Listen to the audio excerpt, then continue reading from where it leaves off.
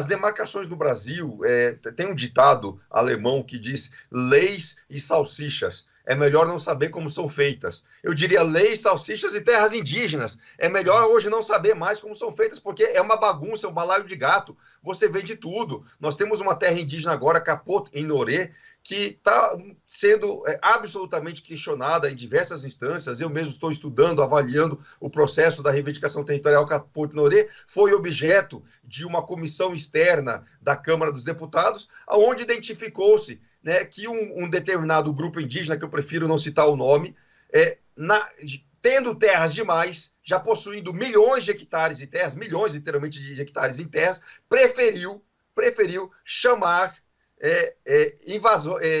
moradores da cidade de Confresa, e dentre eles um grupo de pagode, um pastor evangélico e outras pessoas, para brincar de figurante, né, para fazer de figurantes ali, para se autodeclararem indígenas, para na hora que a antropóloga da FUNAI chegasse, eles lá então performassem, fazer umas performances indígenas. É isso que a comissão externa da Câmara identificou. O mesmo cenário vem sendo denunciado em dezenas de reivindicações territoriais. É o caso de Santarém do Pará, é o caso de Ilhéus, Una, Borarema, na Bahia, é o caso de Belmonte, na Bahia, entende? Então, só antropólogo mesmo para acreditar nesse teatrinho de praia, como resume a revista Veja, numa reportagem de 2010, a farra da antropologia oportunista. E eles vão lá e narram, fazem relatórios assim, adocicados, dando sempre a razão para esses atores que se encenam, que se autodeclaram indígenas, sendo, na verdade, cidadãos mestiços, que vivem como todos os outros demais, moram na cidade, é pastor de igreja, tem coisa de banda de forró, mas aí, quando chega algum antropólogo, eles correm para lá para colocar na cabeça e se dizer indígena e dizer que vive ali da caça, da coleta, da pesca. É uma encenação, é uma farsa que precisa ser devidamente desmascarada, meu caro.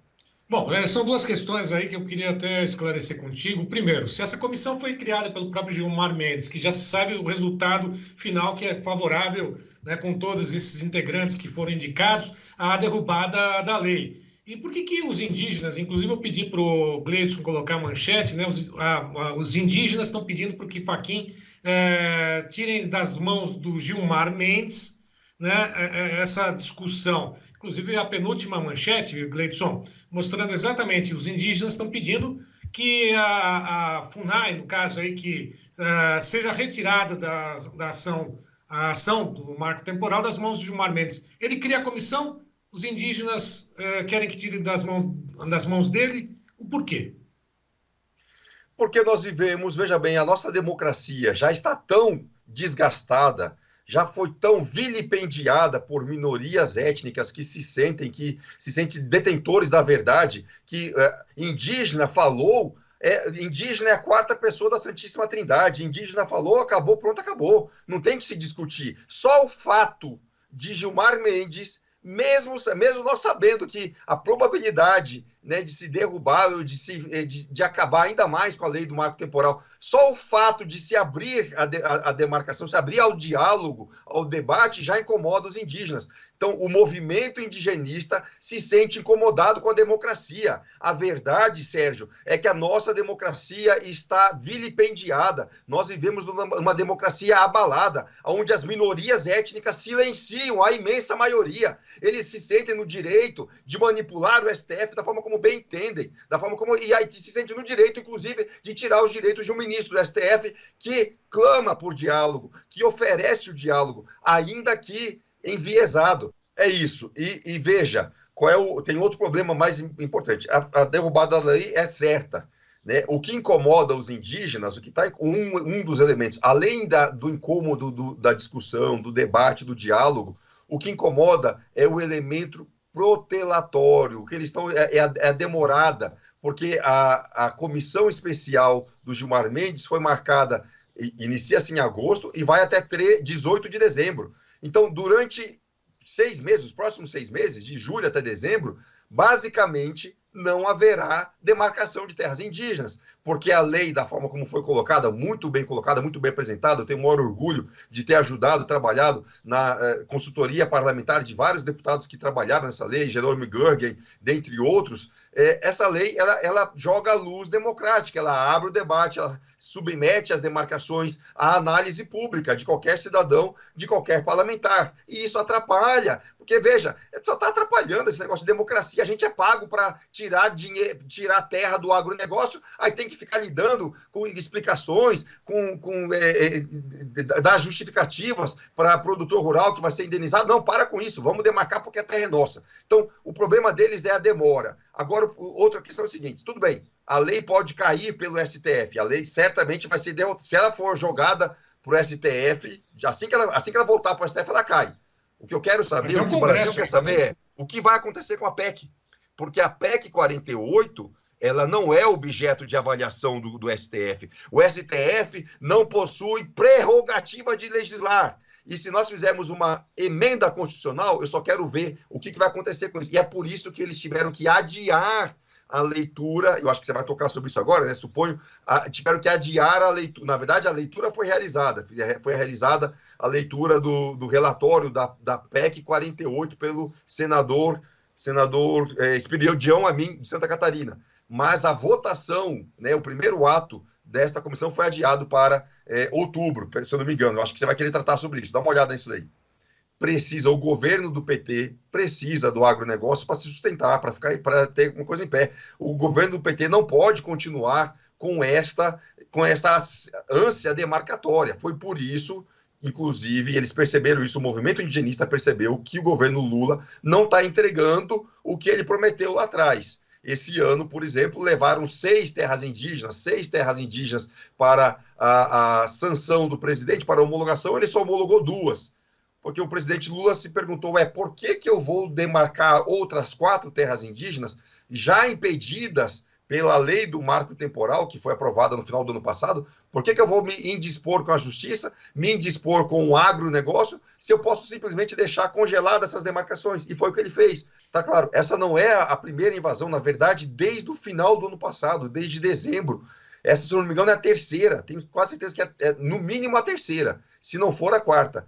Porque eu me lembro que uma propriedade foi invadida em Guaíra, ainda na época do Natal, outra propriedade foi invadida nos primeiros dias de 2024. Começamos o ano com a invasão de uma propriedade lá em Guaíra. Essa deve ser a terceira, portanto. Teve um evento também que, recentemente, aí com um entreveiro entre o proprietário e indígenas que também estavam na sua propriedade. Enfim, veja, a situação de Guaíra e Terra Roxa é grave.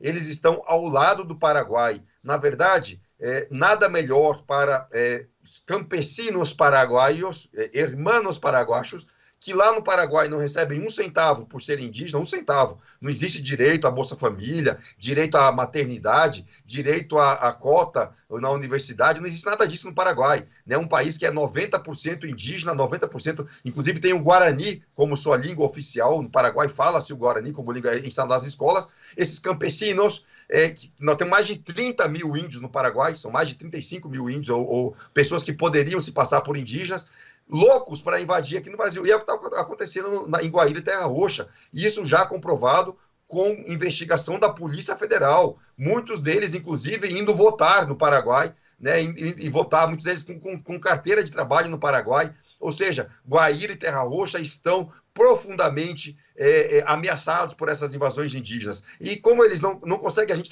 eles invadem. O proprietário entra com o pedido de reintegração de posse, não consegue na justiça. Então, quando eles viram que a primeira não foi expulsa, a segunda também não, bora invadir, toca para invadir. É exatamente o que está acontecendo em Guaíra e Terra Roxa. É por isso que nós estamos recomendando o prefeito Heraldo Trento, prefeito de Guaíra, para ser um desses 9 representantes que teremos lá na comissão criada pelo Gilmar Mendes, para poder falar em nome da CNM, Comissão Nacional dos Municípios, ou Confederação Nacional dos Municípios, para que o prefeito Heraldo Trento assuma essa vaga, porque ele vai poder contar como o seu município de Guaíra vem sendo sistematicamente invadido, tem sido alvo de invasões a partir do ano de 2003. e daí chega uma antropóloguinha, né, muito da sua picareta, dizendo essa área é a área de habitação tradicional permanente, quando na verdade a última vez que os indígenas lá estiveram foi desde o século XVII, no máximo ali o século XVIII, 1750, 1740, depois de então nunca mais, ou pouco se tem notícia desses indígenas, ou até mesmo, em alguns casos, tem mais de 150 anos de ocupação não indígena, de ocupação de nossos irmãos, cidadãos brasileiros, mestiços, ocupando a região, e mesmo assim eles querem dizer ocupação permanente. É uma fraude óbvia, só não vê quem não quer, só tem que ser muito antropólogo para não ver, tem que ser muito engajado, né, com o direito indigenista para não ver que trata-se de uma invasão pura e simples, uma espécie de MST com esteroides, MST com força de poder internacional. É isso que nós vemos acontecendo em Guaíra e Terra Roxa, uma situação complexa que precisa ser denunciada nas mais elevadas instâncias da nossa democracia, da nossa república. Eduardo Luz, muito obrigado pela tua participação conosco nessa edição um pouco mais longa aqui do Tempo e Dinheiro. Muito obrigado, até uma próxima. Até uma próxima, eu que agradeço a oportunidade, vamos em frente, temos muito para falar sobre esse tema ainda, espero poder voltar aqui outras vezes. Grande abraço a todos. Sem dúvida, o convite já está feito. Grande abraço para você, até mais. Bom, a todos que estiveram conosco, eu lembro mais uma vez que além do Clube de Assinantes do Tempo e Dinheiro, você pode curtir, comentar todas as notícias, comentários aqui durante a programação do Tempo e Dinheiro. Nossas mídias sociais estão aí. Vá lá, curta, comente, compartilhe e avise os amigos para fazer parte aqui do T&D, do clube. Está aí o João Batista Olive fazendo convite, mostrando o celular que é só discar. O 19, discar é bom, né? Teclar, né? Discar é antigo, mas você bem entendeu, né? Teclar ali o 19 998132915 e fazer parte também do clube de assinantes do T&D. A todos que estiveram conosco, meu muito obrigado e até uma próxima.